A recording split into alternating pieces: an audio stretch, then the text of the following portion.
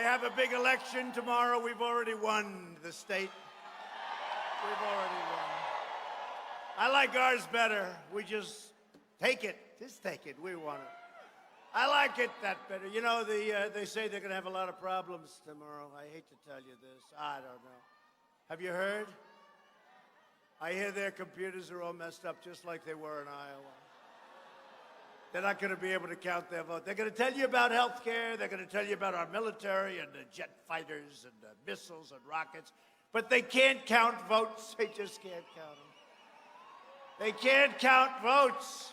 But they're saying they may not be able to do it again. They're still trying to tell us. I called up yesterday. How are they doing in Iowa? Was that 2 weeks ago? They say, we're getting close. They're not getting close. They'll never know. They'll never know. But I hear the same thing could happen tomorrow. I hope it doesn't, actually. I hope it doesn't.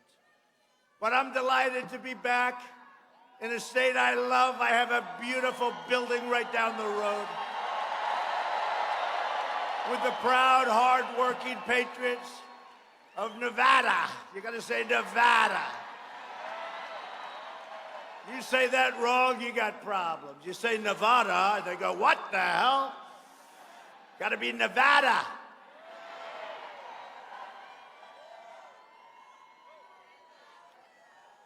With your help this November, we're going to defeat the radical socialist Democrats, and we are going to win Nevada in a big, beautiful landslide.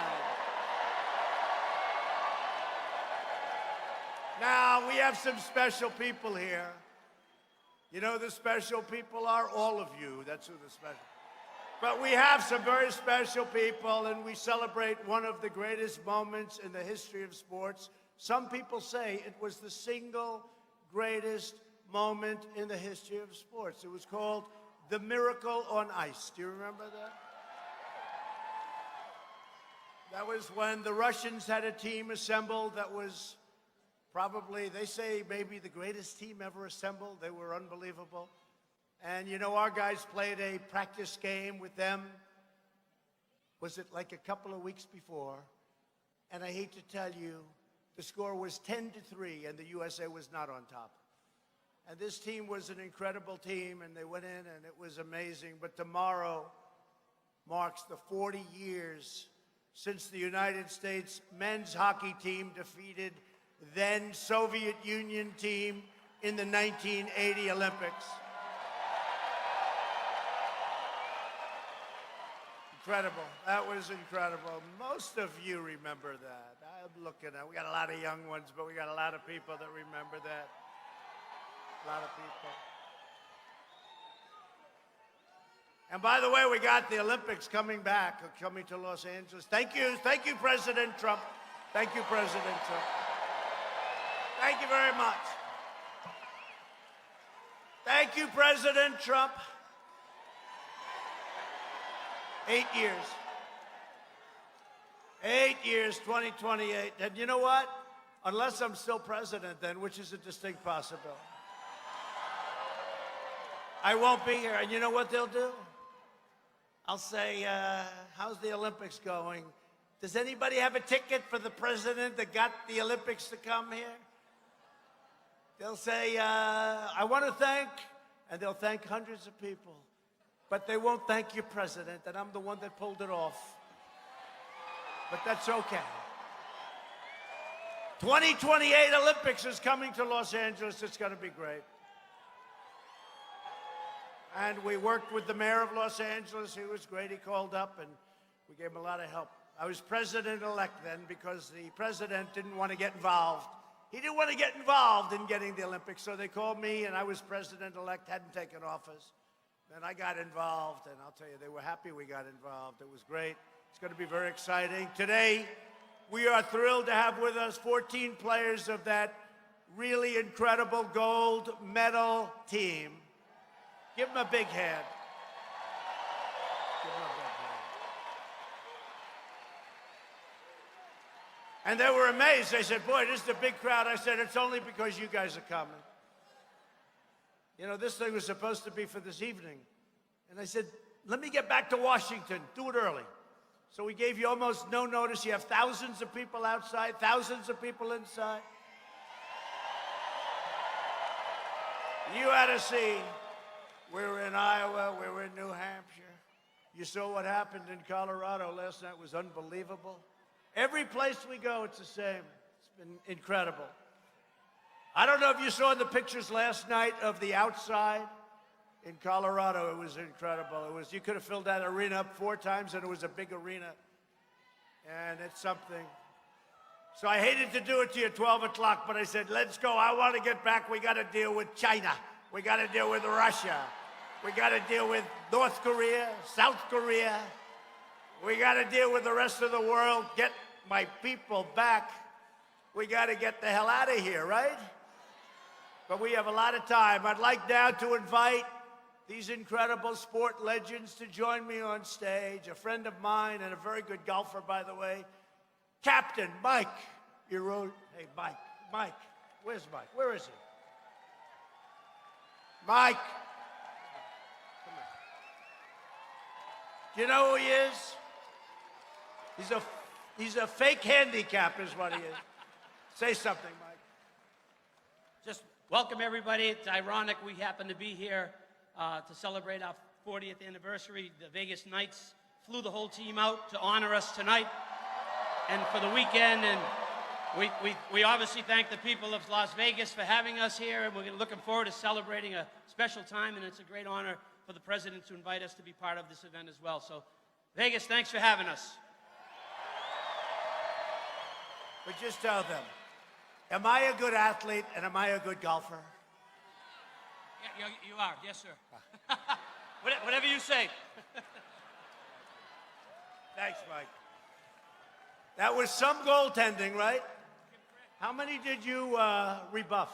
Jim Craig, that's the next guy. I mean, but how many did he do? Very few. Very few, but a lot of shots, right? Yes, a lot of shots. He was like a piñata. Yes. So, Mike, that was great. Goaltender Jim Craig. So, Jim rebuffed. Come here, Jim. Great goaltender. Great goaltender. They didn't know what was happening. They kept shooting. He doesn't know how many you rebuffed. How many did you rebuff? 37. 37? Wow. So let me ask you, was that, as goaltender, because that was incredible, was that the greatest game you ever played? You've had a lot of great games, but was that the greatest game you've ever played? It was an important game. That was slightly important. Yes. Thanks, 37. 37! Bill Baker. Bill, come up. Bill Baker. Dave Christian. Ken Morrow.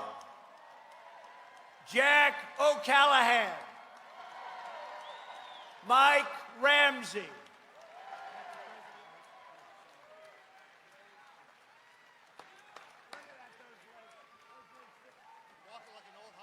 Those legs took a beating.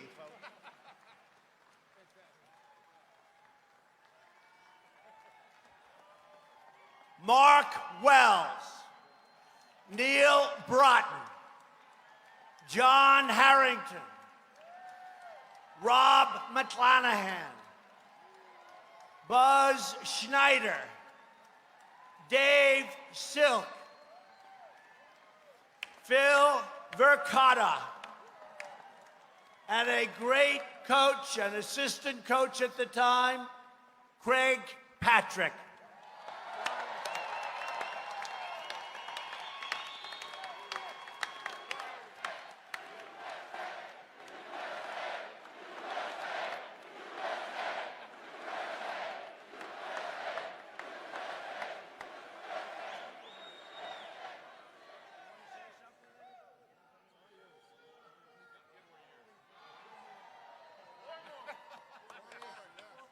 They said 4 more years. 12 more years left for them. Look at that. Look at the press. Look, hey, Mike, look at the fake news back there. It's a lot. I always say, that's like the Academy Awards used to be.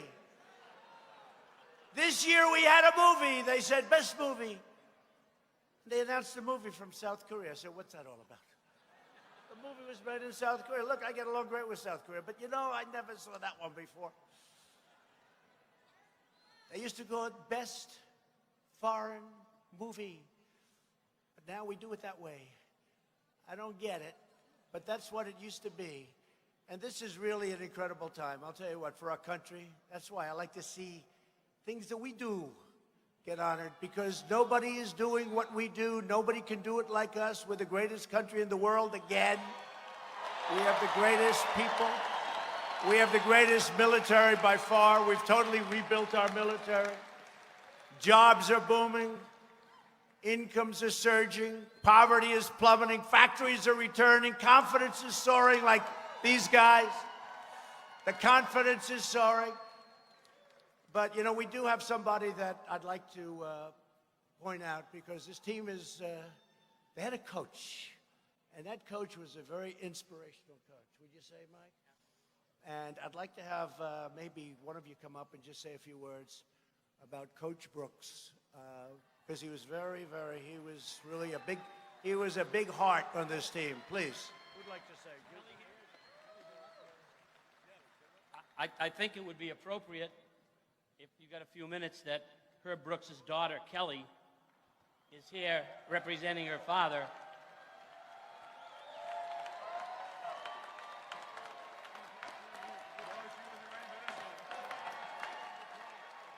And I can honestly tell you that Kelly was not ready for this at all.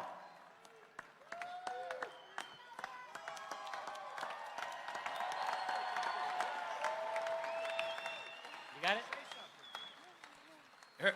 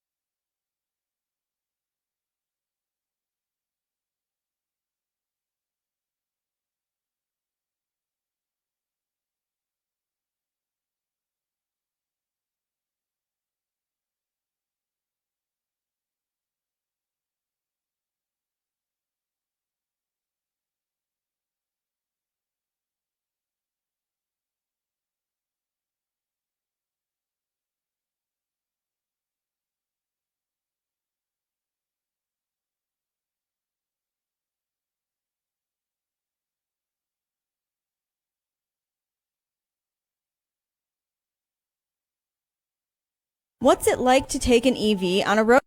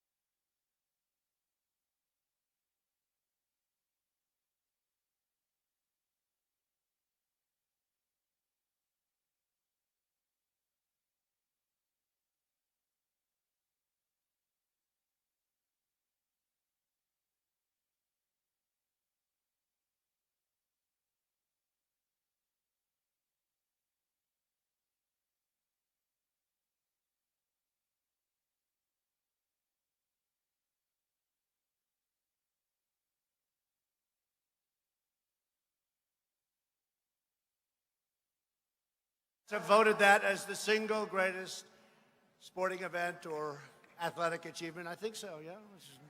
They put it number one, certainly top five in the history of our country. We have a lot of things that we've done to break records. We're going to go over them, but we've broken a lot of records now. But I want to thank that great team for being with us. Very inspirational. This is a big day, the anniversary. Thank you, fellas. Thank you. In my State of the Union address, I proudly declared that we are in the midst of the great American comeback, and we're just getting started. After 3 years of ridiculous witch hunts and partisan Democrat crusades, by the way, I think they're starting another one. Did you see that? I see these phonies, the do-nothing Democrats. They said today that Putin wants to be sure that Trump gets elected. Here we go again. Here we go again. Did you see it? A story. Aren't people bored? Now, does that include, because a couple of weeks ago, Crooked Hillary said Chelsea Gabbard, right? Tulsi Gabbard, and, right? She was a Russian agent, Tulsi. And also Stein, from Jill Stein. I don't know Jill Stein. I never met the woman. She is a Green Party candidate, or was. They said she's an agent of Russia. I don't know her, and I don't know Tulsi. The only thing I know about both of them is they're not agent. They are not agents of Russia. These people are sick. That's pencil neck. Pencil neck again. Little pencil. No, I just see it again. I was told that was happening. I was told a week ago. They said, you know, they're trying to start a rumor. It's disinformation. That's the only thing they're good at. They're not good at anything else. They get nothing done. Do nothing, Democrats. That Putin wants to make sure I get elected. Listen to this. So, doesn't he want to see who the Democrat's going to be? Wouldn't he rather have, let's say, Bernie? Wouldn't he rather have Bernie, who honeymooned in Moscow? Wouldn't that be? Wouldn't that be? These people are crazy. That's all they think about. They don't think about the country. They don't think about jobs. They don't think about lowering your drug costs, infrastructure. These people are crazy. Trust me, I like what we're doing, and I love this country. I love this country. Now, and I campaigned on it. At the same time, we want to get along with Russia. We want to get along with China. We want to get along with all these countries. Who the hell needs to have conflict? But these people are sick. They are sick people. The radical left's attempts to poison our democracy and overturn the last election have totally ended in a big fat failure. And by the way, you saw it today? Single best day I've ever had in the polls.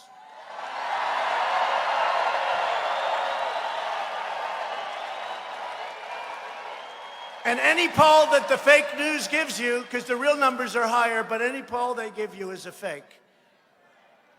But Wisconsin, the great state of Wisconsin, I was leading by many, many, many points against every one of these characters. Can you believe it? We got a new one, Mini Mike. How did he do in the debate the other day? Mini Mike! Here's a box, Mike. Here, Mike. Home. Mini Mike, he was a beauty. What happened? He couldn't breathe. What happened? Mike would like to know. How about that Pocahontas screaming at him? She forgot. She forgot that she lied about her own heritage. She said she was an Indian because she had high cheekbones. That was the only thing. Remember when I said I have more Indian blood in me than she has, and I have none? Right? I have none, to the best of my knowledge. Wouldn't mind having some, but I happen to have none. And she choked, and she went out and got a report done. 1,024. You know what that means? That means probably I do have more. Now, why did he bring that up when she was screaming at him? Why? Because he was gasping for breath.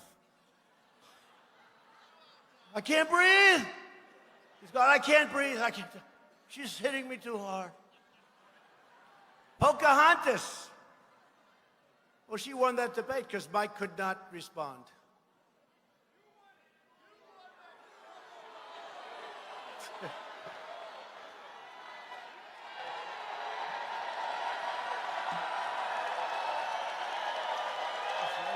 That's what they all said. They all said that. That's funny. They're all shot. It's not me that's saying it, fake news. You fake news people. No. No. They all said it, though. Who won the debate? Trump.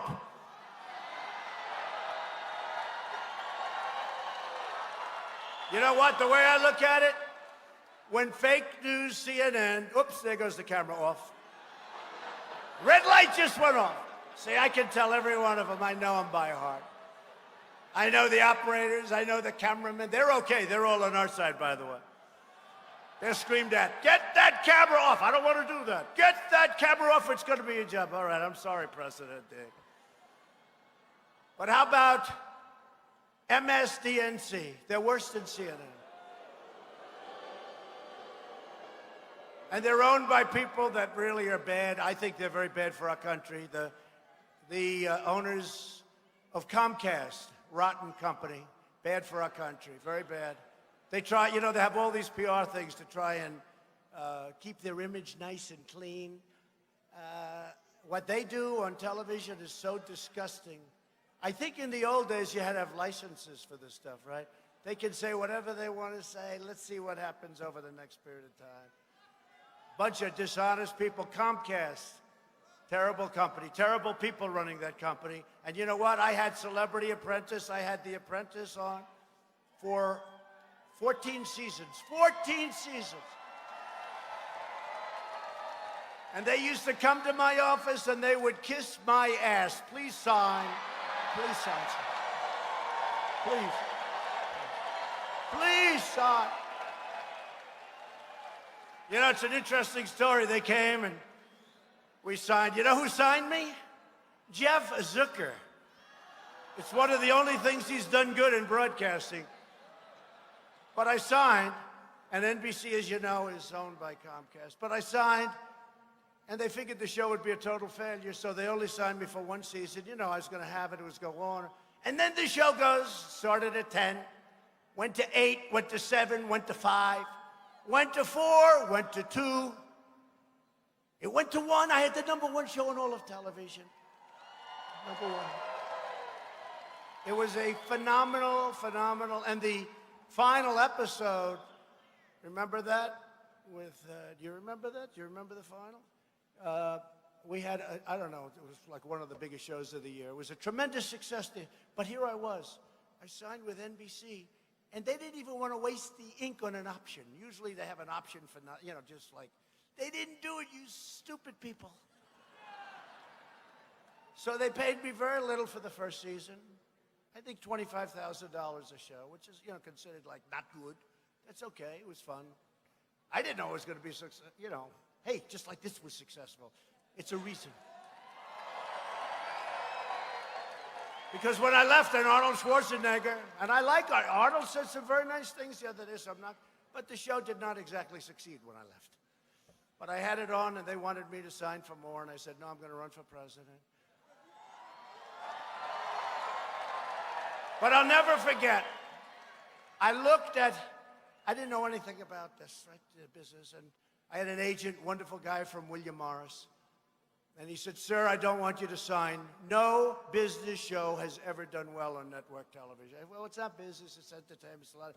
Sir, I don't want you to sign. Sir, don't sign. I said, yeah, okay, but I have a problem. I shook the hand of somebody. I have to. And Mark Burnett was great. He was my guy. But we shook hands, so I have to. But I agreed, you know, I didn't know that no business type show had ever succeeded on a network television. So he said, I don't want you to sign, sir, break it. I said, I can't break it, can't break it. Anyway, so the show, I said, started at 10, went to 9, it was the #1 show all of a sudden. And the agent called me up. And he said, sir, I remember it was 6 in the morning, I was in bed. He said, sir, the show just went to #1. I'd love to see you because I think I'm entitled to more money. I said, you didn't want me to do the show. Well, not really. I mean, I was okay. He said, I'd really like more money. I said, Jim, I like you very much. Jim, you're fired. Get out. Had it. Anyway, I had 14 great seasons over about 11 years because it was so successful. They kept it. They would have run it. Remember when they did the 3 hours? The whole night was The Apprentice. They said, wait a minute. Gone with the Wind, to mention the movie the second time. Gone with the Wind is shorter. They had The Apprentice on for 3 hours. I said, even I can't. It's too long. You can't put it on for 3. You got to leave them a little bit like, I want to come back next week. But they had it on for 3 weeks. We did fantastically with it. Comcast did great. NBC did great. They wanted me to sign for another 3 years. I said, no, I'm going to run for president. And that was actually the time when I knew I was going to run, because, you know, they were paying a lot of money, and whether you're rich or not, it's still a lot of money. I don't care how rich you are, it's a lot. It's millions and millions of dollars. And I said, no, I'm going to run for president. And I did that. But from the day I ran, they went from being, you know, wonderful. They were nice. They were, you know, they were nice. I guess if I didn't do well with the show, they wouldn't have been nice because they weren't nice to other people that failed. You know, people that didn't have good ratings. That business is a very simple business. If you have good ratings, you can treat them like garbage. If you have bad ratings, you can say, sir, I really respect you so much. Get out of here. Get them out of my yard. They're very ruthless people. But Comcast is a rotten company. They forgot totally. And they are worse than CNN. I will tell you that right now. Comcast is worse than CNN. We should call it Comcast because that's their beautiful maiden name, Comcast. They're worse than CNN. I'll tell you something about CNN. Jake Tapper today, he put out, now I know you don't like him. I know, who likes him? Who the hell can like him? I think his wife likes him, actually. I really believe she does. But let me just tell you, he put out a couple of social media posts today, because I never call it tweet, I call it social media, because it's much bigger than tweet. What we have, Dan Scavino, the great Dan Scavino, we have on 5 sites. We're #1 on Twitter, we're #1 on Facebook, in the whole world, So it's powerful. But Jake Tapper put out some things basically saying, I believe it, that's the way I read it, that the new Russian thing that started yesterday, that Putin wants to be sure that Trump wins. Give me a break. Give me a break. But Jake Tapper said, it ain't so. And if he did say that, because they were a little complex, you know, they can turn him around, or when Zucker sees him and said, why did you put that? I want that deleted, and I want you to do a different one. But he did say that, so I respect that, because it's another hoax story. But we're standing up for the defense of our Constitution, for our freedom, and democracy itself. You know that. Okay? That's what we're doing.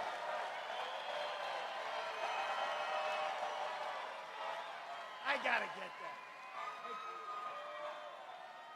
Hey, Bobby, see that guy? I love this shirt. Bobby, I don't know, he looks like a nice guy. Can you please walk him up, even if you have about 5? Come here. Come here. You got to see this shirt. You got to see this shirt. I love it. I'm going to order me one that I can ride around. Come on up here. He looks safe. He doesn't look like he's going to start a fist fight. He's a good fan, I guess. You got to see this shirt. I love it. Is there any place that's more fun than a Trump rally, right?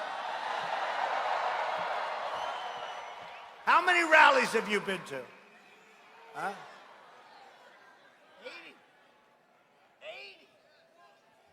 80. He said 80 rallies. Come up here. Come on. Look at these 2 guys. These guys are serious. These are serious fans, right? Are you with him? Are you with him? Are you with him? You're with him. Come on, come up here. Man.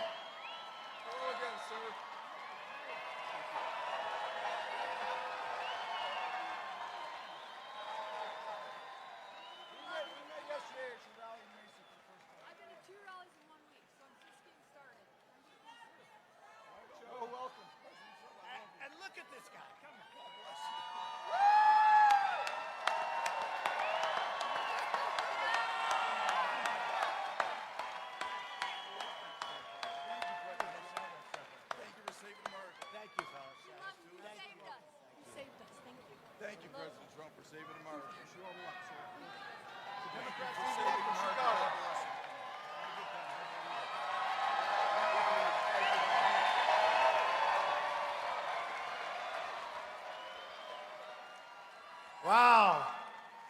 I just said, how long have you two been together? I figured they'd say, you know, we're married. He met her at the rally in Colorado. Can you believe this? Do you believe it? Man, did he get lucky. They both got lucky, right? They both got. Well, that's cool. No, I just see there's so much stuff out here. It's genius, actually. While the extreme left has been wasting America's time with vile hoaxes, we've been killing terrorists, creating jobs, raising wages, enacting fair trade deals, securing our border, lifting up citizens of every race, color, religion, and creed. As you heard, we added another 225,000 new jobs last month alone, way above anticipated schedule. And that makes 7 million new jobs since the election. The number was supposed to be under 2 million, and we added 7 million. And remember, if I give you wrong numbers, the fake news is going to have headlines. Trump gave you wrong. I mean, it's very tough. I've got to be very careful. Even if I give you wrong in the wrong way, they'll say it was wrong. I said, yeah, but it was wrong in the low way. No, that's no good either. Got to be exactly, very precise with these characters. The Democrats don't have to be, but we have to be.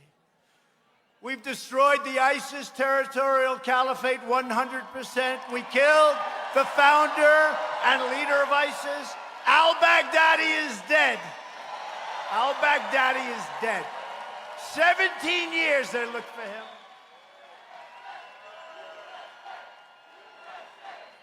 17 years.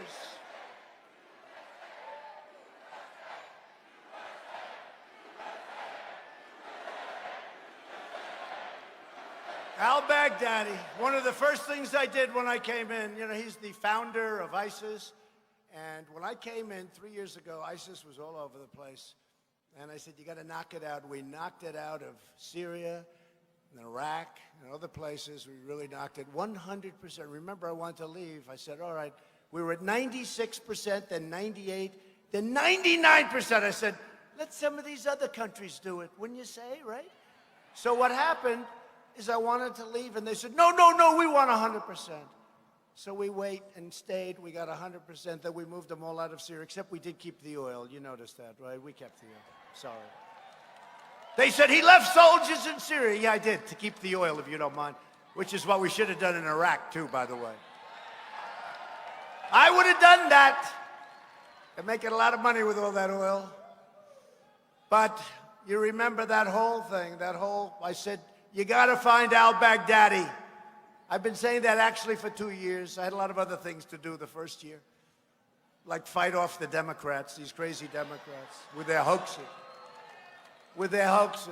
Think of it, if they use their genius, because they are genius at that stuff, right? They're really good. They can take nothing. They can take a perfect phone call made to the Ukrainian president who said very specifically there was no pressure. He doesn't even know what's going on. And they can take this perfect call. Thank goodness I had a transcriber. Do you agree with that? Because the fake whistleblower said that the call was totally different than what the call was. So when I released the call, when I released the transcripts, they died. They said, oh, we got a problem. They never thought I was going to do it. But I had no choice. I had to, because I had to show they're liars. But think of it. They can take something like that, a perfect phone call, or they'll take just out of thin air, they can make something up. And they ended up today, front page, New York Times. They used to call it the 8th column. That's the big column on the right. I don't know. The paper's become so small, I don't know if they have an 8th column anymore. They used to have the 8th column was the big deal, right? That was the big deal. Today it's too narrow. I think they're probably, after I'm gone, they won't have any columns. That's why eventually they're going to support me. Eventually, the Times and the Washington Post, which will be dead as a doornail after I leave, and the CNN, it'll be an obsolete business, the cable business. MSDNC will be out of business. You know, cable was supposed to be obsolete, and now they're doing the highest numbers they've ever done. If an airplane goes down with 700 people, they don't cover it. If it's not Trump-related, they don't cover it. It's got to be Trump or Trump-related. So if a plane goes down and it's total devastation, if a ship goes down, if the Titanic equivalent went down, they wouldn't cover it unless I was on the sucker. They wouldn't cover it. The fake news would not cover the equivalent of the Titanic. But you know what they're going to do before the election? They're going to say, we want to just say something. We're going to endorse the president. You know why? Because they'll be out of business. Can you imagine if they had to cover Mini Mike? Who I think he's gone. But you know what? He'll spend another $500 million. Don't forget, I spent 70 and I won of my money. In other words, they said, and this was in the New York Times, I said it the other night in Colorado. I spent 70. Mini Mike so far has spent almost $500 million in order to get embarrassed by Pocahontas. Pocahontas.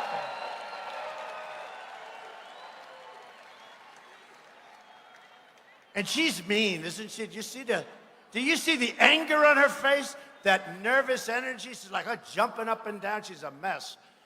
But no, she's mean, right? Right? See, that face is just, she wanted to get him. She said, I got him. I want to see those agreements. You open up those agreements. This poor guy probably signed 100 of them. And each one's a disaster. He said, I don't want to open those agreements. Nobody told me this was going to happen. He said, nobody told me. Get me out of here. You know, after the debate, he went backstage, fired a lot of people. He said, how the hell did you get me into this thing? But anyway, Pocahontas was really mean. But she's going to be easy. I hope it's her. It's not going to be her. She made a little comeback the other night because she took Mini Mike to the cleaners. But it's not going to be her. It can't be Buttigieg. Can't be, I don't think. Alfred E. Newman. Ladies and gentlemen, introducing President Alfred E. Newman. But see, nobody knows because you're all too young. Nobody knows who Alfred E. It's Mad Magazine. They all said, no, howdy doody. See, nobody knows who Alfred E. Newman is. Only the real aficionados, they're the ones and they love it. But that's only 15% of the crowd, right? Am I right? Better than howdy doody and howdy doody. But he's got to learn, he's got to worry about his own city. It's going to hell, so he's got to worry because that city's got a lot of problems. I don't get the whole thing, but he's not a bad debater, I will say. He's probably the best up there. Bernie is too emotional. He's screaming, going crazy. And Biden is angry. Biden is angry. Everything's anger. Gee. And that's what happens when you can't get the words out. No, it does.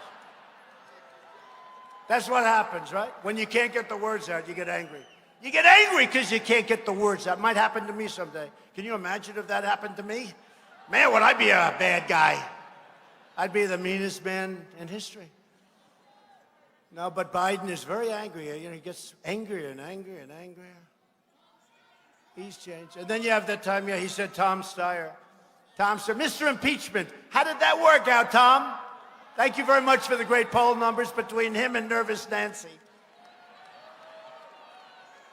How did that work out? This schmuck spends $250 million. He ends up with 1/3% in Iowa, but maybe, that could be rigged because they still don't have any idea what he got. Maybe he won Iowa, they took it away from him. No, but he was substantially below. It said 1% and an arrow left. So he spends $250 million, Tom Steyer. Never heard of this guy. Who is he? Where did he get his money? Who is he? He was in the coal business. Did you know that? This guy, this phony is a big environmentalist. He made his money, a lot of it, in the coal business. Nobody knows that, but he's a fake. Remember when he walked up to Bernie the other day? Hi, Bernie. Hi.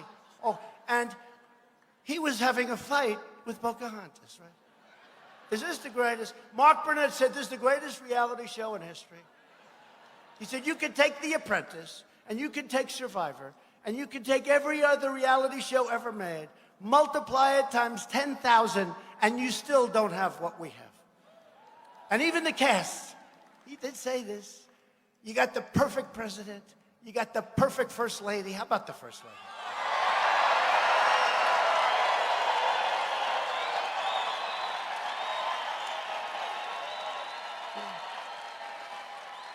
You got the perfect kids. The kids, though, those beautiful kids. My beautiful kids, they had such a great life before I did this. Sorry, kids. Sorry. My beautiful Ivanka, she had such a great life. She had a company that was selling shoes and everything you could sell. She just put her name on it. And she said, Daddy, it doesn't matter. I want to come to Washington and help people get jobs. Right? Isn't that true? And she left the company. And you know, when you leave a company, all of a sudden it doesn't do as well. I wouldn't say that I exactly helped talking about the wall and other things. But she left the company, came to Washington, and she said 500,000 jobs. That was her goal. And she did that in the first month. She actually did. She's gotten these great companies like Walmart and many others, Exxon. She's gotten them to take millions of people. She's now over 15 million jobs where they train people and bring them into the companies. It's incredible. 15 million! And she's smart. You know, she's got it figured out, but not most people can't, but she does. But all they do is give them heat. They work so hard. And could you imagine, you take Biden's son. Can you imagine?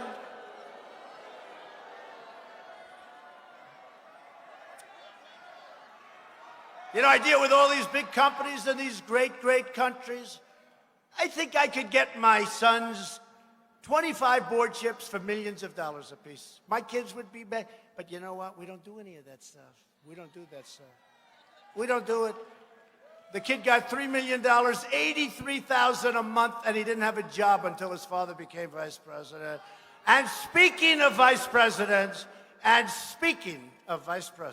okay? And speaking also of reality television, because it's the greatest show of all time, right? Look at this guy. Look, we told you what, last night? A little change, folks. We're going to move it up from 8 o'clock in the evening till 12 o'clock in the afternoon. Little change, just a minor thing. Because I have to get back to Washington and work. I feel guilty. This is too much fun. But speaking of vice presidents, and speaking of perfect vice presidents, you know, if you become president, the first thing you have to do is choose a really horrible, horrible vice president. So if the idiots ever want to impeach you, they have to say, I can't impeach him. Look who we have. I have the perfect vice president. I have the greatest in the world. I have the greatest vice president. I don't know.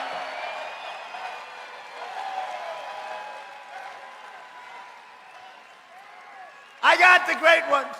I said, you know, I can't do that. I picked a great guy. He's done a fantastic job. He's been a great vice president. But it is true. I could have picked, I'll give you names, but I don't want to do that because I don't want to hurt anyone's feelings. But there are plenty of them out there, mostly out there. And I don't want to do that. But Mike Pence has been great. But tell me, is it perfect casting? The whole thing. And this isn't about casting. This is about real life. But when Mark Burnett said to me the other day, he said, the greatest reality show of all times, times a million. And that's exactly, except for one thing. We work our asses off, and we are doing things like nobody has ever done before. Nobody.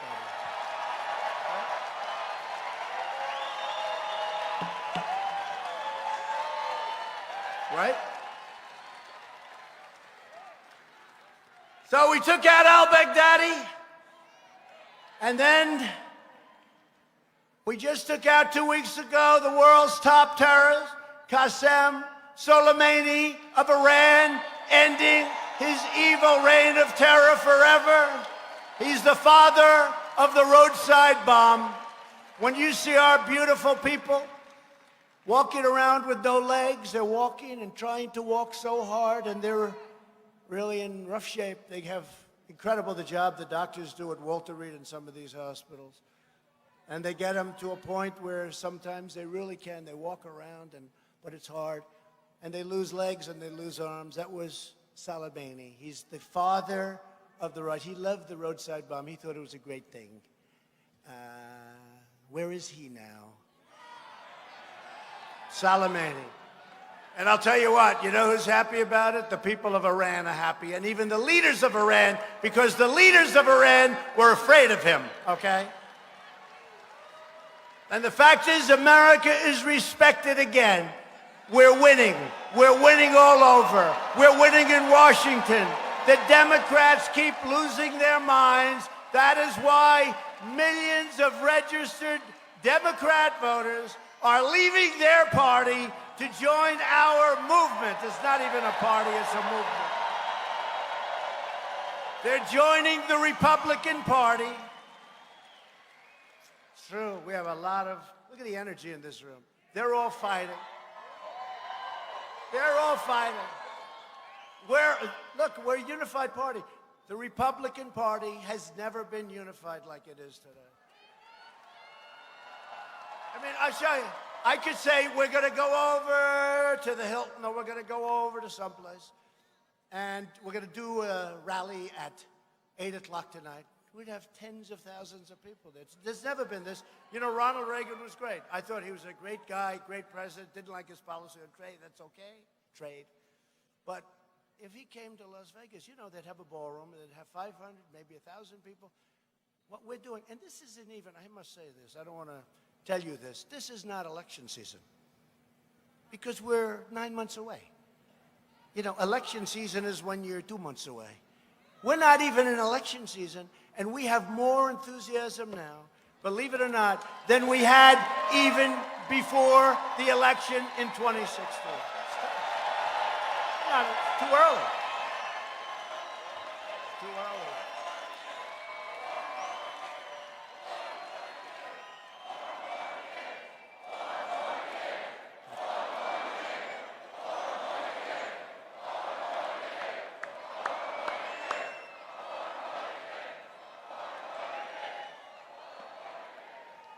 It's true. We have a great gentleman and woman with us, a friend of mine, Mr. and Mrs. Sheldon Adelson, right over here.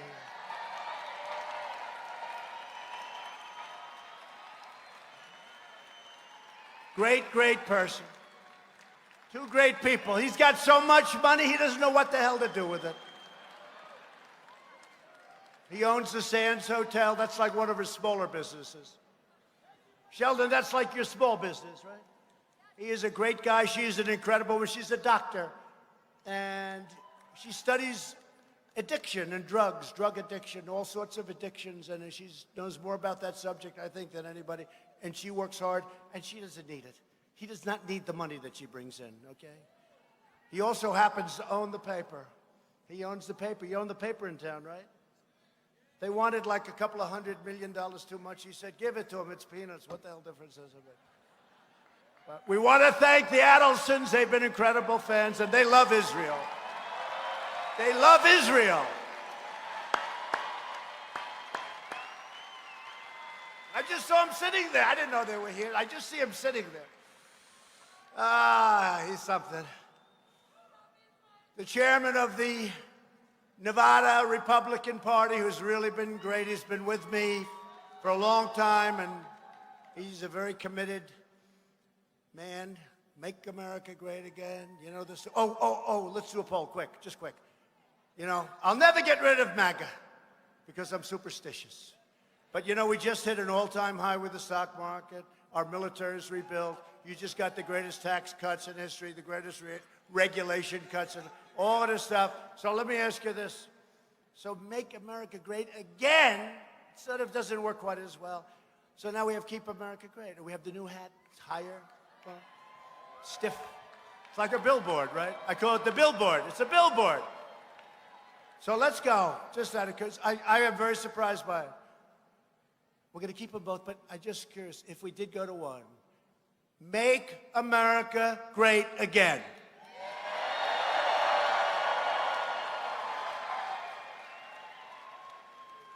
Keep America great.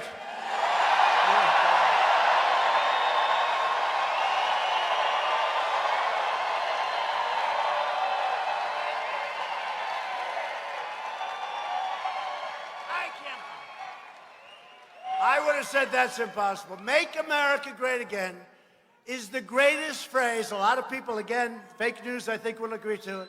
It's the greatest phrase ever used in politics. It's the greatest phrase. Now, who has the greatest phrase ever used in the history of politics and say, oh, let's go with a new phrase, right? But we're going to keep, so we have to keep MAGA. But now we have CAG. Now we have CAG. So we have them both. I just don't have the courage to get rid of the one who would be too disrespectful. Too disrespectful. But Michael McDonald, I want to thank you and the members of the Nevada Republican Central Committee. You're all here. You're great people. And a man came here. He loves us. He's been with us. Rick Harrison of the world-famous Gold and Silver Pawn Shop. Rick Harrison.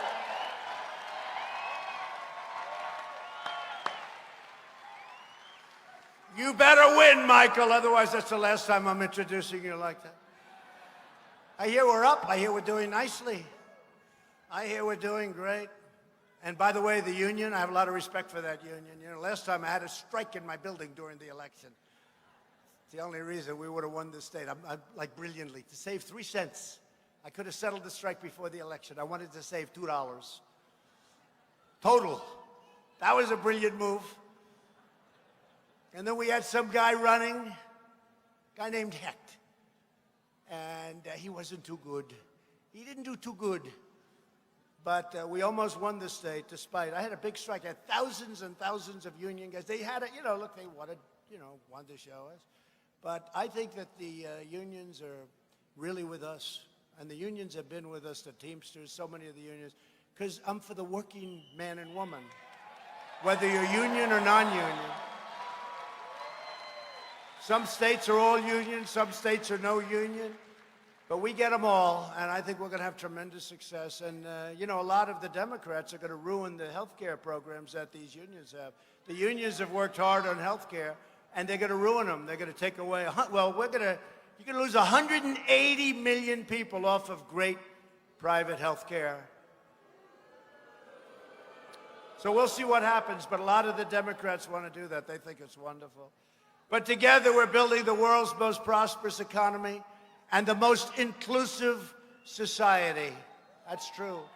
Since my election, over 125,000 new jobs have been created right here in Nevada, including over 40,000 new Nevada manufacturing and construction jobs, a 30% increase.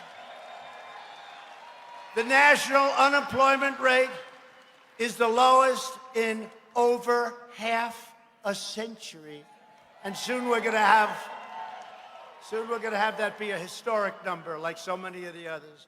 The average unemployment rate for my administration, this is the coolest of them all, is the lowest for any United States president in recorded history.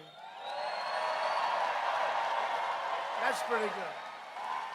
That's pretty good. When I'm in a debate, they're saying, we're going to do this. So I said, listen, we have the best unemployment numbers in the history of our country. African-American unemployment, Hispanic-American, Hispanic, we got a lot of Hispanic. I love Hispanic.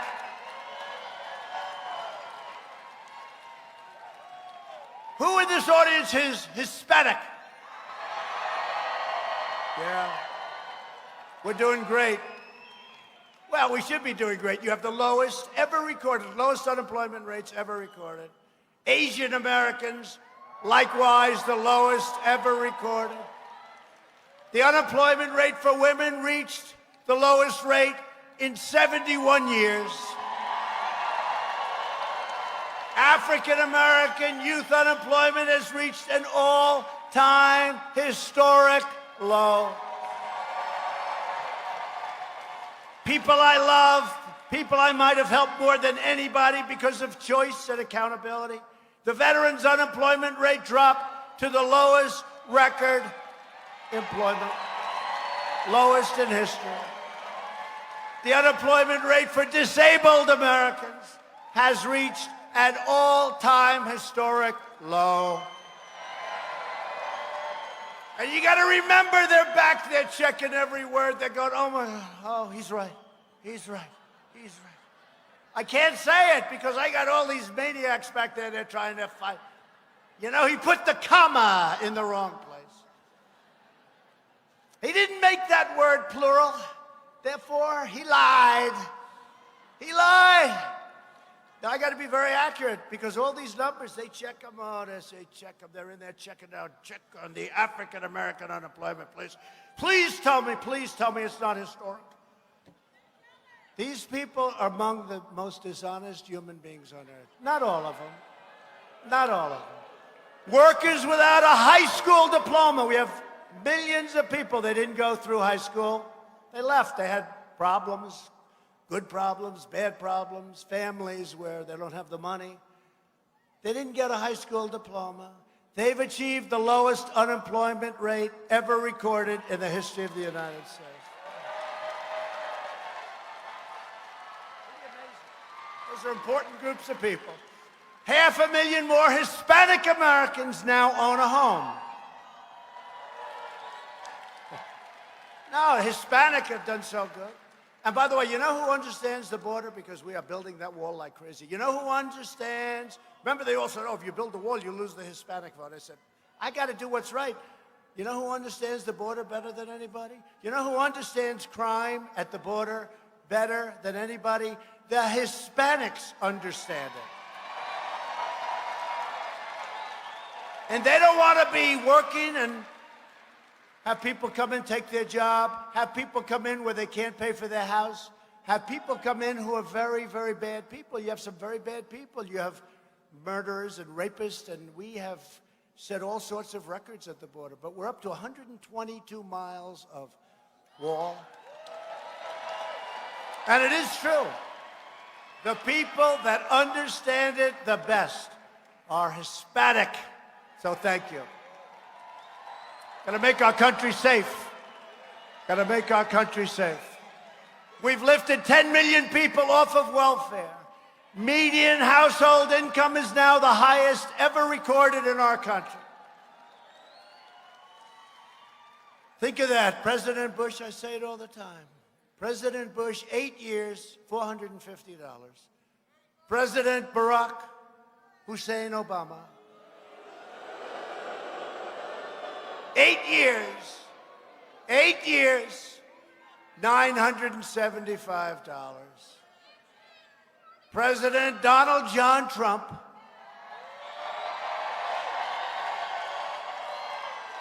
3 years, it's actually less when they did the numbers, 3 years, including the big tax cuts that we got you and the regulation cuts.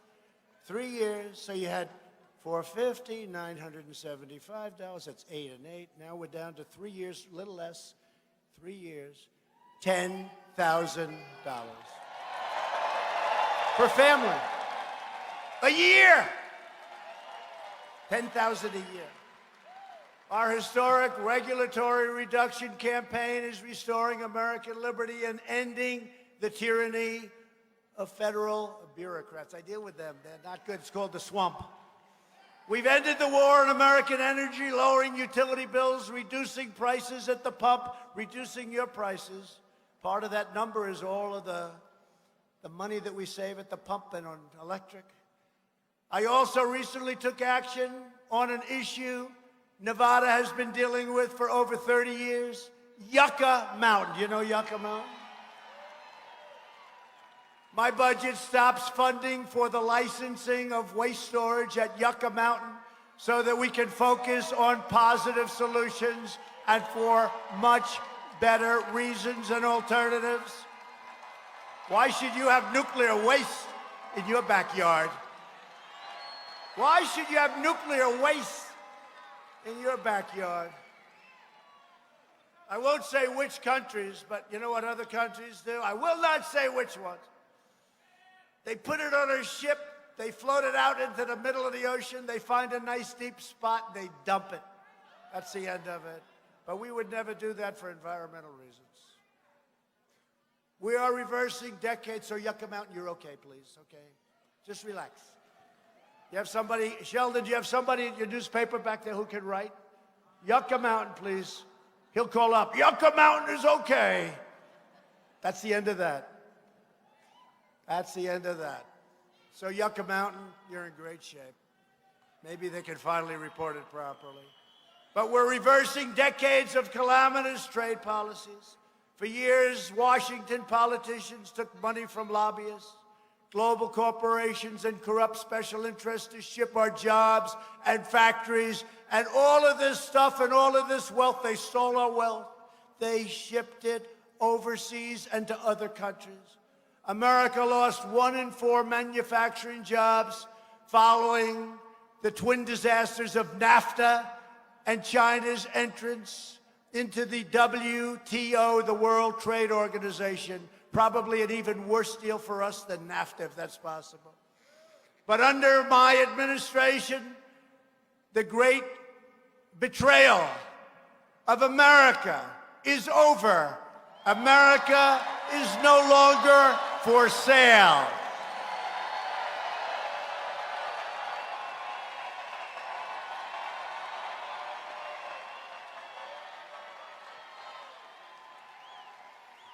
Last month, we ended the NAFTA catastrophe, and I signed the brand new U.S.-Mexico-Canada agreement, USMCA.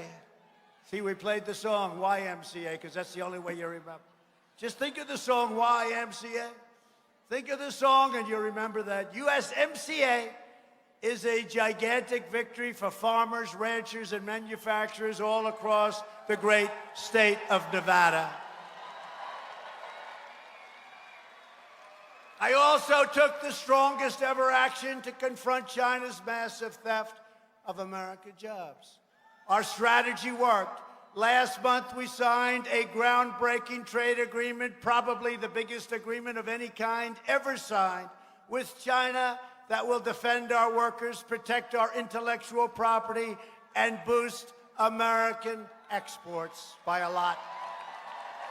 China will be buying $250 billion worth of goods from us now, and $50 billion from our farmers. My guys wanted 16. I said, make it 50. My guys wanted 16. They got China up to 20. I said, nope, got to make it 50. And then I said to China, you got 1.5 billion people. What difference does it make? They said, you're right. 50 billion. I don't think our farmers can produce that much, but we're going to soon find out. They're going to buy very large tractors. After years of building up other countries, we are finally rebuilding our country. We are finally putting America first.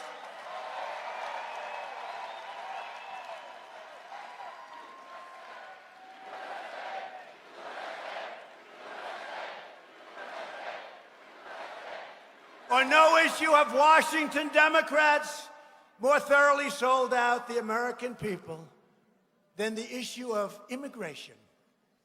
Before I came into office, the far left's policy of open borders allowed deadly drugs to flow freely into our country, poisoning our children, including right here in a very, very big way, the great state of Nevada. Washington Democrats put the needs of illegal immigrants before the well-being of American citizens. You know that. You've been complaining about for a long time. It's one of the reasons you voted for Trump. They want to let anyone from around the world simply walk across the border, and then they want to give them a lifetime of free welfare, of health care, of lots of other things, including education, all paid for by the taxpayers of the United States. Illegal immigration costs Nevada taxpayers, think of it, more than $1.6 billion every year, over $1,500 per household. For the amount of money Washington Democrats want to spend supporting illegal immigrants, we could rebuild every city, all of these distressed areas in the United States throughout our country. The money we spend, it's not even thinkable. And don't forget, when we say come, like in California, the clown, he says, come, we'll give you free health care. People that weren't even thinking about coming. That's why we have caravans of people that we're turning back. Mexico's been great. By the way, they gave us 27,000 soldiers on our border. But when a governor Nice guy, actually. He's a nice guy. We just got to explain the facts of life. He's a nice guy. Oh, doctor, please. Doctor. Doctor in the house, please. Medical, please. A doctor. Thank you. Thank you.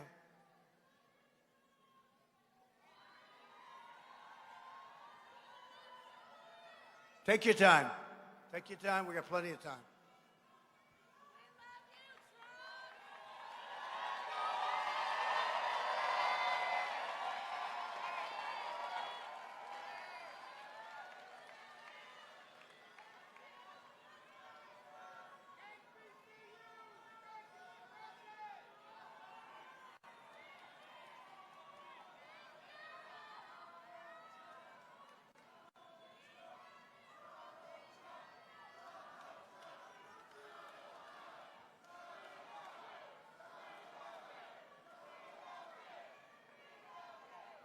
Take your time, please.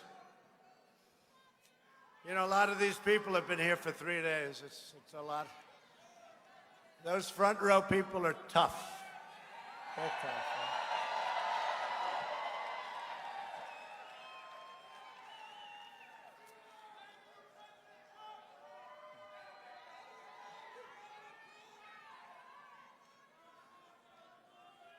Take your time, Doc. Take your time. Yeah.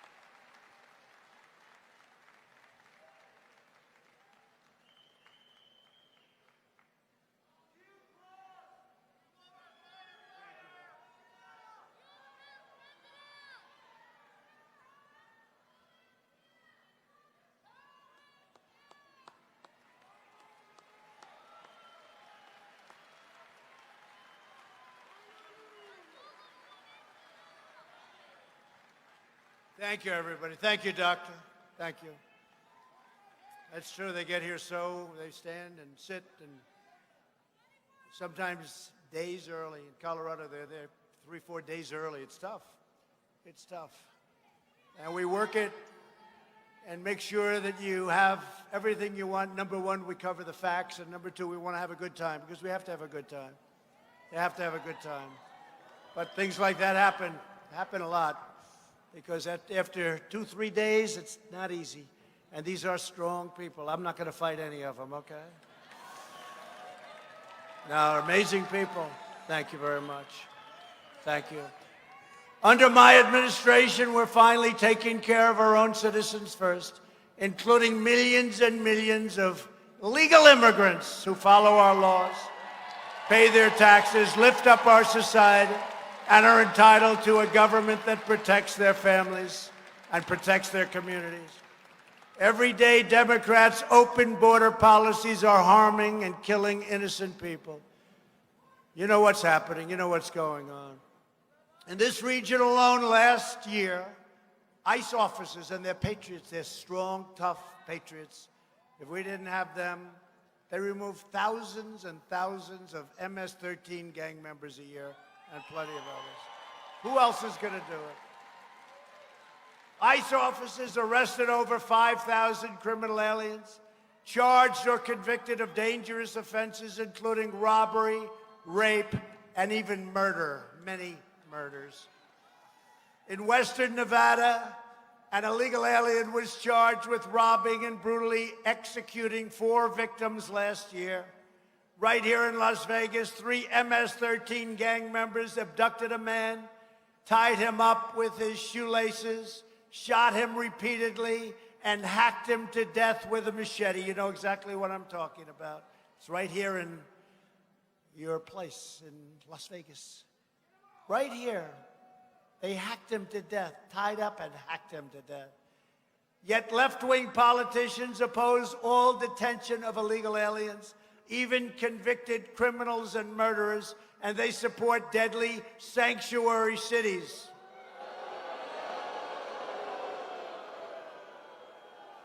You know, I say this all the time, and how the hell, I mean, where are they coming from? I don't get it, right? Seriously, I don't get it. Sanctuary cities imperil American lives by releasing dangerous criminal aliens directly into your communities. If you want to shut down sanctuary cities, if you want to protect your family and your loved ones, you must vote Republican in 2020.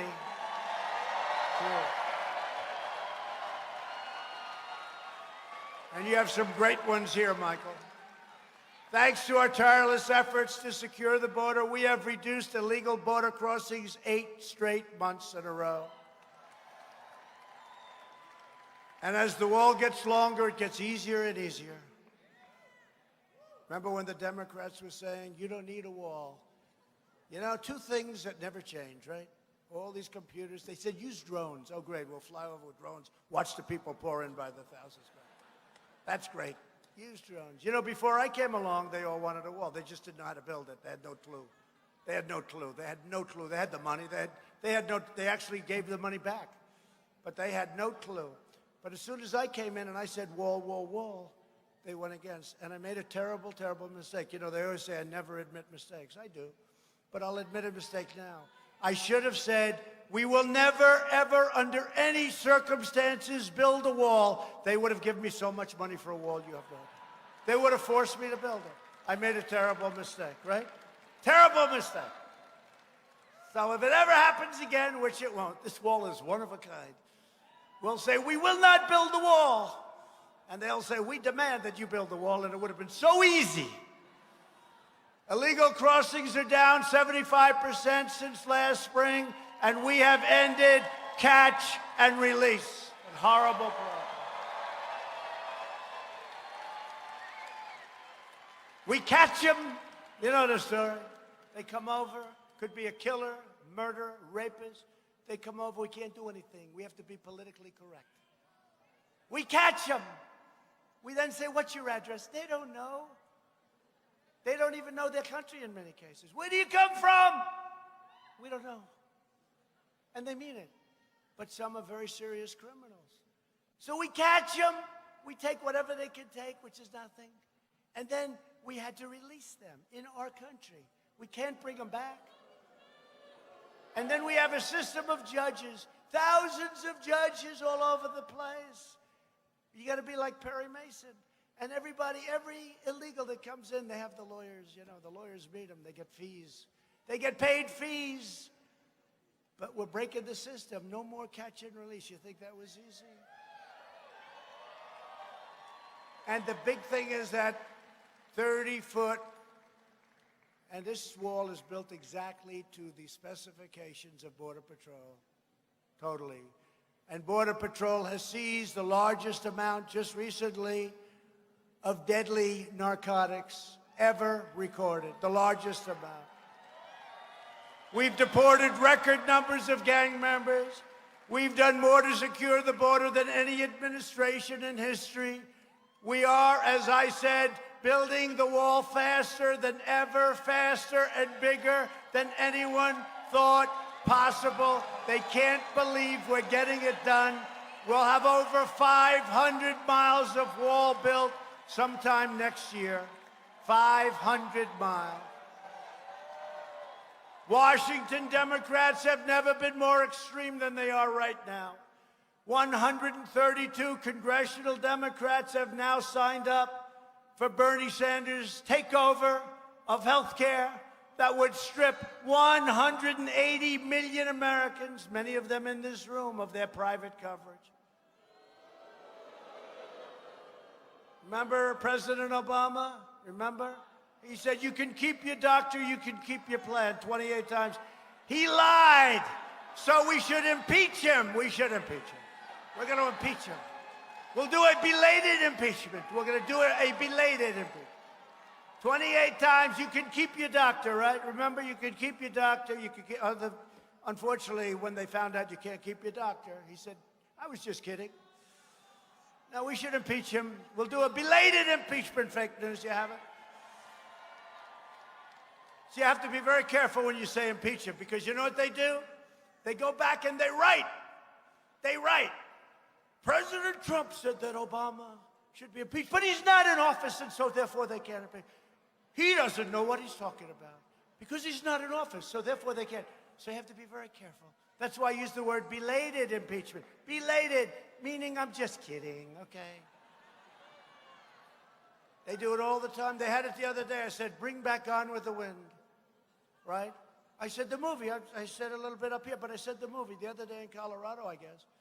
I said, South Korean movie won. You know, they said, ladies and gentlemen, the winner of the Academy Award is, and it's a movie made in South Korea. I said, what's this all about? And I deal with them. They like me. We're helping them a lot. They're killing us on trade. You know, they beat us on trade, and then they win the Academy Award for a freaking movie. Right? But we redid that trade deal. But the other day, they got me on this one, too. I said, whatever happened to Gone with the Wind? That beautiful movie, Vivian Leigh, Clark Gable, right? Whatever happened?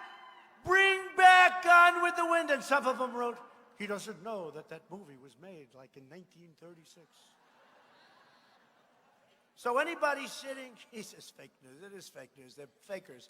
But no, anybody sitting there reading, they're saying, man, Trump can't be that smart. You know, he said, bring back Gone with the Wind. That's an old movie, yeah. It's an old classic. Bring back, what I say is make great movies, you know, not this computerized crap, computerized garbage.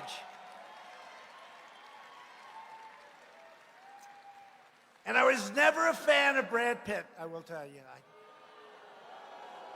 No, I thought he was a stiff. He was like a stiff, you know. It's like a boring guy. All of a sudden he wins the Academy. Whoa, it's a fitting. Their ratings aren't so good in the Academy Awards. You know when that stopped? When they started attacking us. Their ratings went right down the tubers. You know, I told somebody the evening newscast, you know, they're terrible for conservative people. And they're crooked. They're absolutely dishonest. I said to one of the big broadcasters, I'm friendly with them, I said, you know, if you ever did a conservative newscast, instead of you know, you got ABC is terrible, terrible. NBC is just absolutely atrocious. And they do badly. You know, not a lot of people are watching. They used to when we had the late, great Walter Cronkite and these legends, right?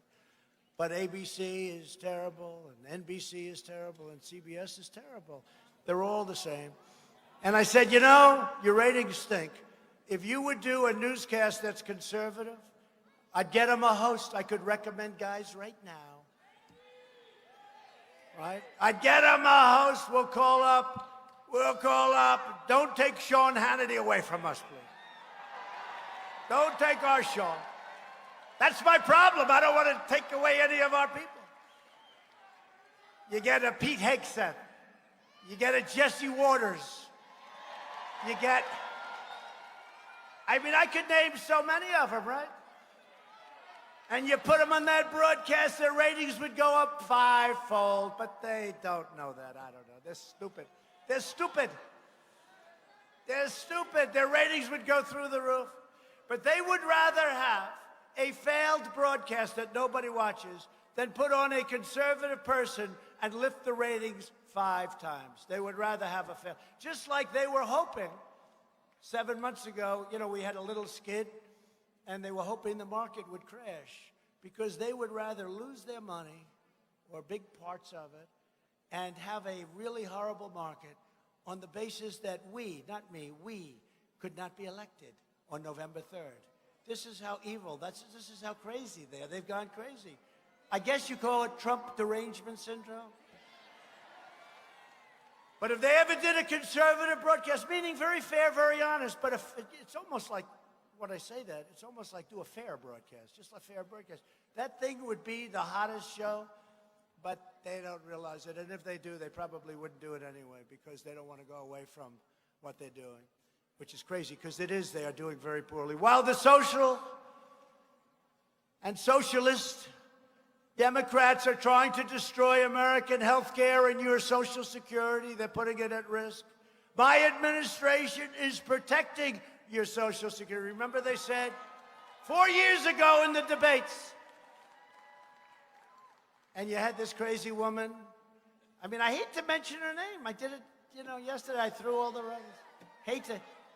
She's a zero. She's got zero television personality. Zero. A.B. Stoddard, whoever that is. She said, Donald Trump lost all of his debates. I won every debate. And maybe, I don't know, maybe won somebody, but I won with tremendous number. He said, you always win. No, I'm not sure. We try, I'll tell you that. And we're winning now. But this crazy woman who's got zero going, zero. She said, Donald Trump lost his debates and he won. She was talking about how badly Mini Mike did. So she said, well, Donald Trump, no, I won every single debate. I won him against Crooked Hillary. I won him in the primaries, like 15 or 16 debates. And for some reason, sometimes you do say, it's not a big deal. Nobody watches her. Nobody cares. Nobody even knows who she is. I just made her famous, right? She's nothing. She's nothing. She's got no talent. Got nothing. She's probably got a little drive. That's how she keeps getting on television. Other people don't have her drive. But you know what? I said, that's really unfair. So I took out the polls, Time Magazine, Drudge, good guy Drudge. Drudge, we took out a lot of different things. And we put up the Drudge poll, the Time Magazine poll, and many others. And some of them had me down like at 91%, and then they'd have many people. And I can't really show it because many of those people are now great friends of mine. Some of them are great Republican senators. I'm not going to show results, but I'm holding it up just quickly. Glancing, I call it a glancing blow. But we won the debates. And I have this fake news person saying, Donald Trump did very poorly in the debates. I won every debate, easily. I never did it before. Remember my first question? I said, Rosie O'Donnell. It was one of my best answers. Rosie O'Donnell, who violated the campaign finance laws as badly as anybody I've ever seen, and nothing happens to her, right? And yet, Inesh violated that. He made a little mistake, and they want to destroy him. So we pardoned him. We pardoned him. By the way, he made a mistake. Rosie O'Donnell, that was a massive violation of the campaign finance laws. But Dinesh D'Souza, they wanted to put him in jail. I don't know, I think he might have even gone to jail for a period of time for doing something that was really very understandable. Rosie O'Donnell, 5 times, what she did is incredible. Nothing happens. And then she gets on and says, what a bad guy I am. I'm not a bad guy. But it's really a disgrace. It's a disgrace. I'm glad they didn't do anything with it, frankly, because you don't want to do for something like that. But you know what? How do they take it? We have 2 sets of justice in this country. It's no good. It's no good. It's no good. You know the thing we're working on right now. We're trying to get fairness for a certain person who's been treated very unfairly. A man who had a juror who was a radical anti-Trump person. And she didn't say that when she went up there. And she became the foreperson of the jury. And she did terrible things and said terrible things. And you know how they caught her? When he was convicted, and then a statement was made, she started jumping up and down, screaming, yes, yes, and started telling everybody how they said, wait a minute, wasn't she just a juror? The woman was totally biased. How do you do this? So I fight. Look, I fight. A lot of times it's not worth it, but I got to fight for fairness. I got to fight for fairness. Got to fight for fairness. It's a very unfair system. I guess it's called the swamp. I just, when I said drain the swamp, it was a nice phrase. I never liked the phrase. When I was campaigning, somehow the phrase came up, sir, I think we have a phrase, drain the swamp. I said, I don't like it. That's too hokey. But one day I was at a big arena, 25,000 people packed before the election. And I said, and we will drain the swamp. The place went crazy. I said, wow, you never know. You never know. Frank Sinatra said his best song, I won't tell you which one because I'll ruin it for you, but his best song is the song that he thought would never make it, the song that he liked the least. But he said that's the one that was the most successful, that the people like. You never know. So I said, drain the swamp, and the people went crazy. I said, whoa. I said, let's try that again. And the next time I did it again and again and again, I only didn't know how disgusting and dirty the swamp is, and a lot of the media is a big part of the swamp.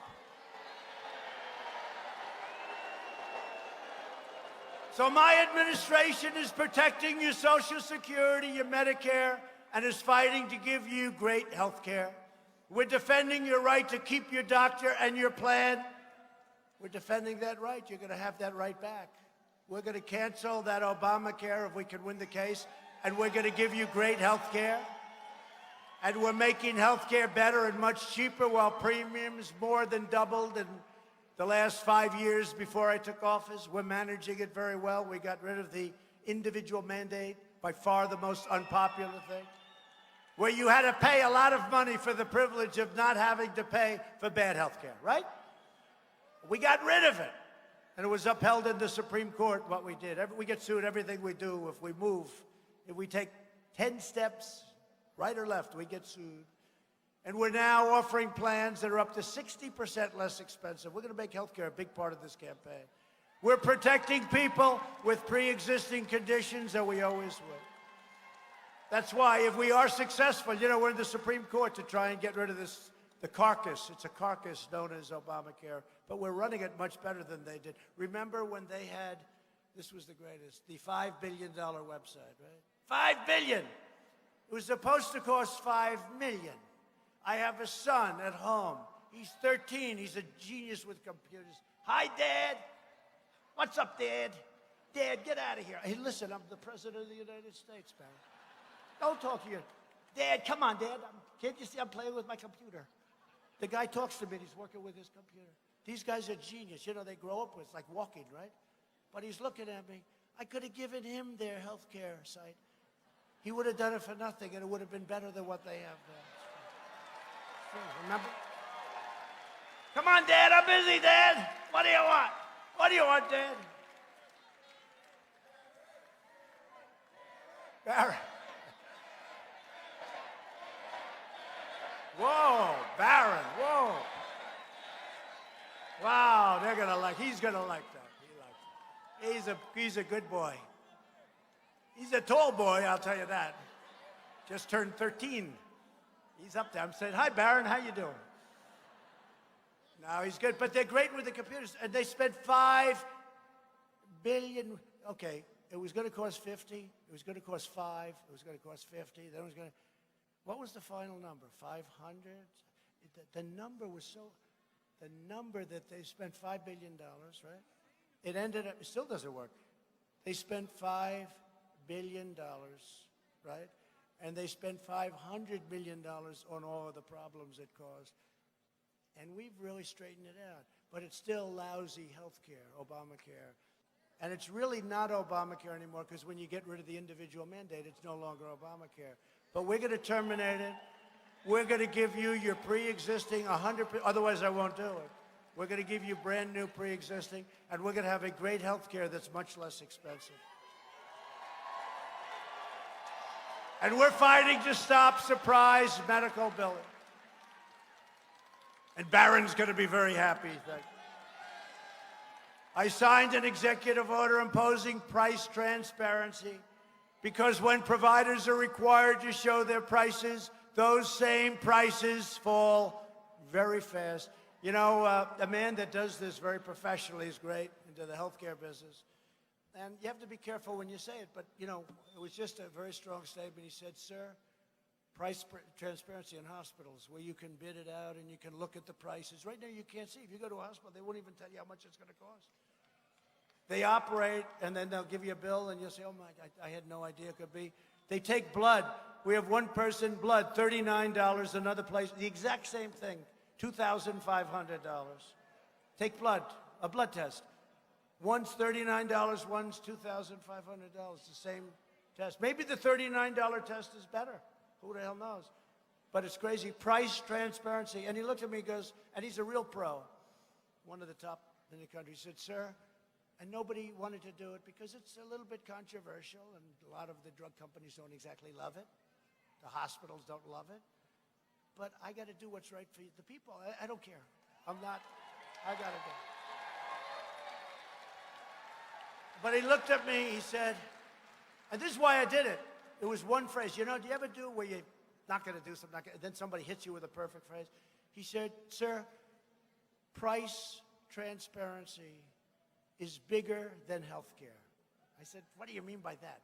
He said, you will see numbers that far outweigh healthcare, hospitals, doctors. He said, you'll be able to price out everything. You'll be able to see costs. He said, price transparency. You know, people, if you've heard about this for 15, 20 years, no president has the guts to do it. And it probably means I won't get campaign contributions from certain people, but I'm not going to get them anyway. What the hell difference does it make? I don't want them. I don't want them. I got to do what's right. You know, we're here for a short period of time. Even if it's a long period, it's still a short period. And we got to do, so price transparency is a big deal. He said it's bigger than health care. Think of that, bigger than health care. So let's see what happens. But that'll kick in, unfortunately, that kicks in after the election. Because we're going through the final stages. We're going through a statutory process, unfortunately. So think of it, we're going to win. But let's say the fake news could give me enough phony stories, enough bad stuff that we don't make it. The new president will get all the credit for price transparency, and he won't even know what the hell it is. And I took the heat. Isn't that something? But we're going to win. We got to win for that reason alone. We've approved a record number of affordable new generic drugs, which are just as good as the name brand drugs, but a fraction of the cost. And that was another one. Tremendous political pressure. Think of it. You own Bayer aspirin. You own all these name brand drugs. They're making so much money. And then a guy comes along and said, I want to make 20 forms of aspirin. They're exactly the same. Exactly. But they don't have a big name on it. Exactly as good. I don't say better. I don't say worse. They're exactly the same. You know, people still, they want to go out and buy the name. You know, I do. You know, because it's just, because we're stupid. No, it's true. They're exactly the same.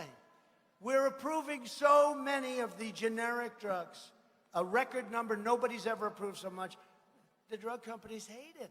They hate it. It's never happened like what we're doing.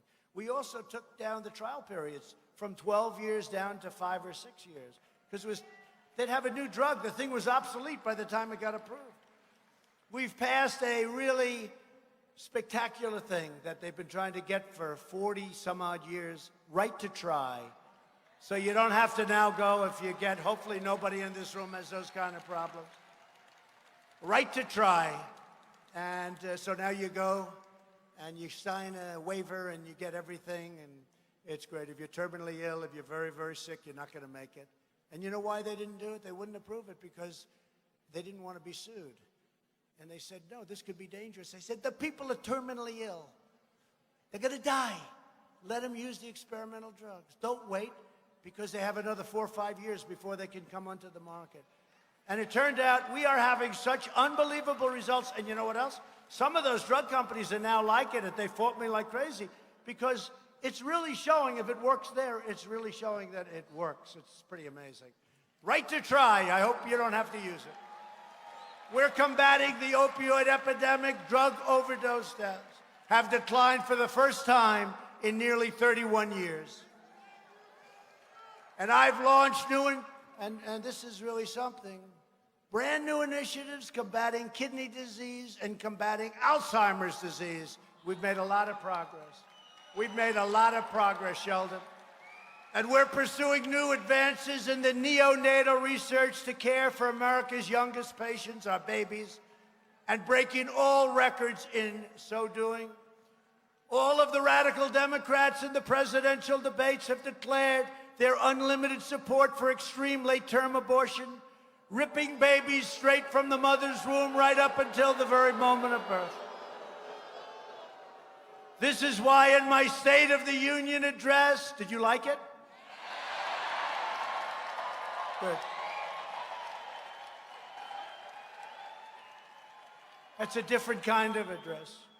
You know, we can go lots of different ways, right? Presidential, not presidential. If I was presidential, totally, you'd have about 3 people standing here. But I asked Congress to prohibit late-term abortion of babies because Republicans believe that every child is a sacred gift from God.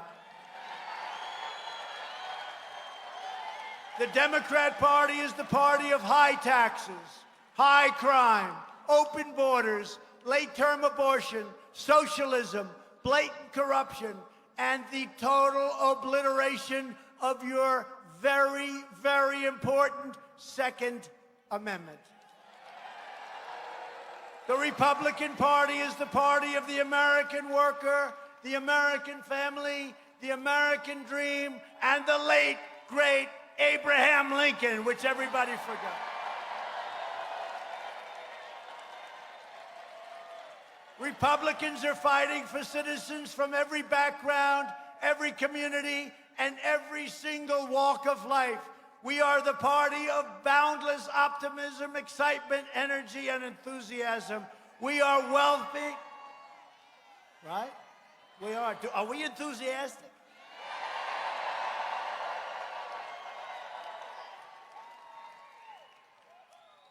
You know how many of these I've done in the last 4 days? People say, where the hell do you get your energy? I say, well, the truth is I like what I do.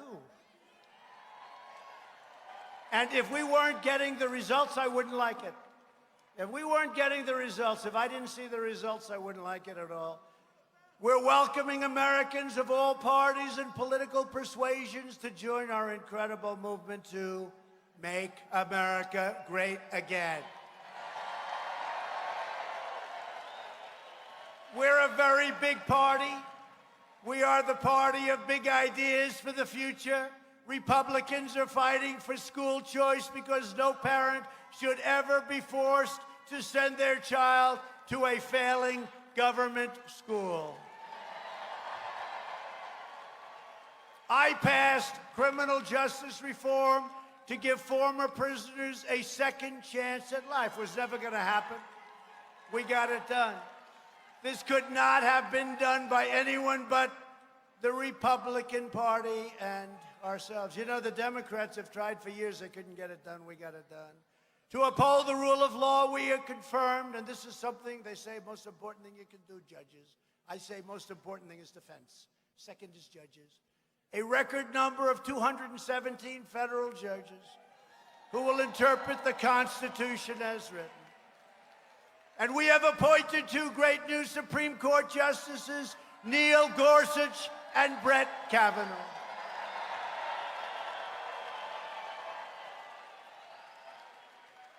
I recognized Israel's true capital and opened the American Embassy in Jerusalem.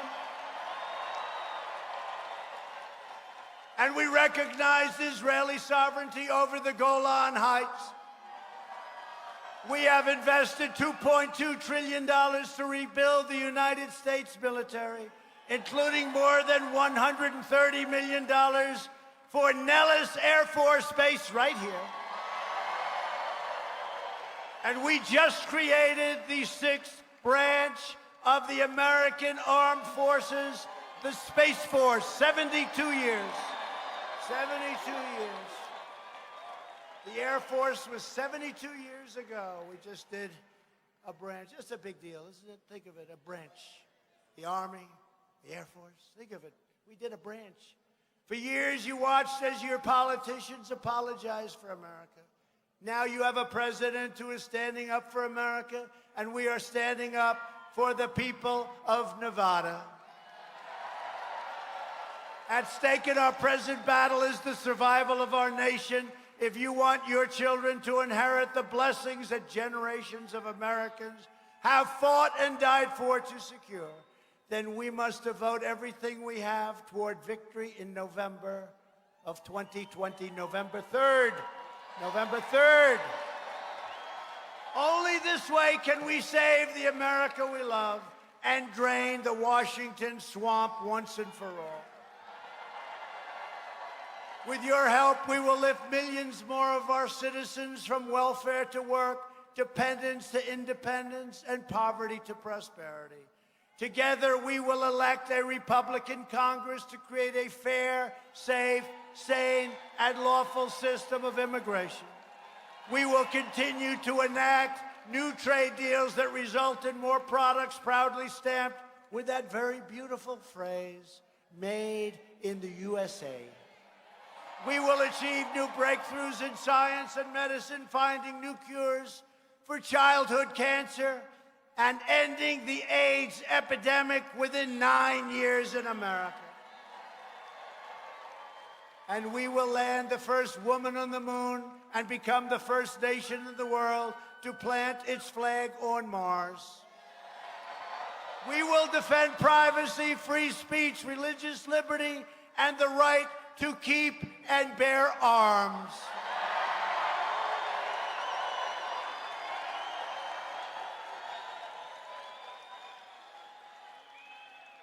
And that is under siege, in case you haven't noticed. You know, your Second Amendment is under siege. Just don't worry. As long as I'm here, they're not touching it.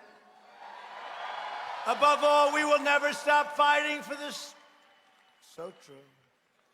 But we will never stop fighting for the sacred values that bind us together as one America. We support, protect, and defend the Constitution of the United States. We stand with the incredible heroes, and they are heroes. We love them, of law enforcement. We believe in the dignity of work and the sanctity of life. We believe that faith and family, not government bureaucracy, are the true American way. We believe that children should be taught to love our country, honor our history, and to always respect our great American flag. And we live by the words of our national motto, "In God we trust." From Carson City to Reno to right here in Las Vegas, we stand on the shoulders of red-blooded American patriots who poured out their heart, sweat, and soul to secure our liberty and to defend our great, beautiful, lovely freedom. Freedom.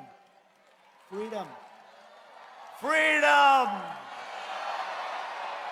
Nevada was founded by pioneers and prospectors, miners and cowboys, who tamed the frontier, raised the mighty Hoover Dam, that's a beauty, transformed the barren desert into a shining oasis, lit up the lights of the Las Vegas Strip, and helped to make this the greatest nation ever to exist on the face of the earth. And we are making it greater than ever before. Proud citizens like you help build this country. And together we are taking back our country. We are returning power to you, the American people. With your help, your devotion, and your drive, we are going to keep on working. We are going to keep on fighting.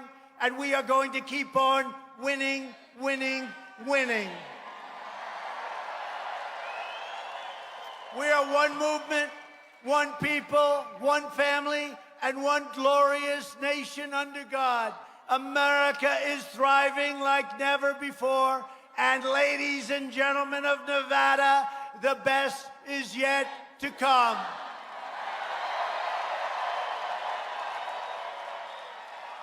Together we will make America wealthy again. We will make America strong again. We will make America proud again. We will make America safe again. And we will make America great again. Thank you very much, everybody. Thank you. Thank you, Nevada. Thank you, Las Vegas. We love Las Vegas. Thank you, everybody. Thank you.